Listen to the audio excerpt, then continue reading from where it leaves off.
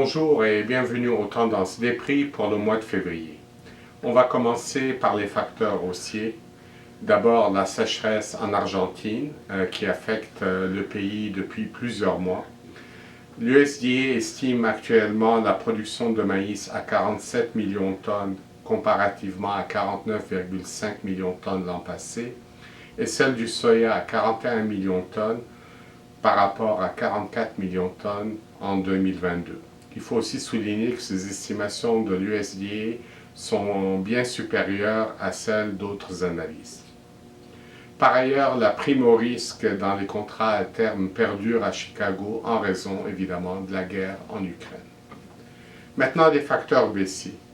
D'abord, la crise de l'industrie du porc au Québec est une menace pour la demande de maïs, puisque environ la moitié de notre production sert à nourrir les porcs. L'impact sur la demande locale de maïs commence à se faire sentir, même si ce sera surtout en 2023-2024. Par ailleurs, les exportations de graines de l'Ukraine sont quasiment revenues à la normale grâce à l'accord sur les corridors maritimes. Par ailleurs, les ventes de maïs américain accusent un retard de 40% par rapport à l'an passé, principalement à cause d'une demande chinoise à la baisse et de la concurrence du maïs brésilien. Finalement, le Brésil connaît une excellente saison pour le soya et la production est estimée à un niveau record de 153 millions de tonnes. Maintenant, il y a des facteurs à suivre. On va commencer par le Brésil.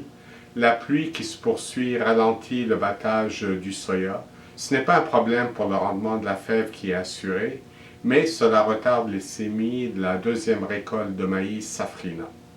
Or, la fenêtre optimale pour les ensemencements du maïs safrina se termine aujourd'hui, le 20 février, ce qui fait que le maïs qui sera semé par la suite sera plus à risque parce que la saison des pluies s'achève habituellement à la mi-avril.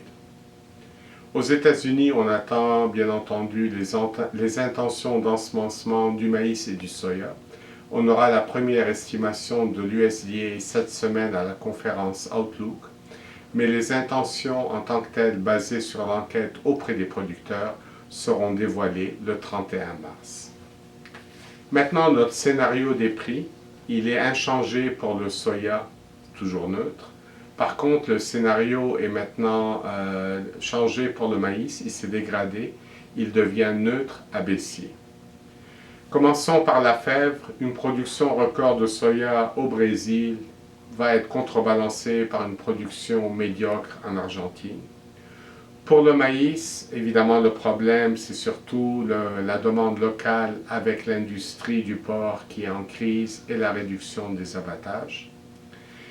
Et puis, évidemment, il y a toujours la guerre en Ukraine. Les exportations de graines de l'Ukraine vont continuer tant aussi longtemps que l'accord sur les corridors maritimes sera en vigueur. Mais évidemment, il y aura toujours un risque élevé avec cette guerre qui bat son plein. Voici ce qui conclut nos tendances pour le mois de février. Au plaisir de vous retrouver en mars.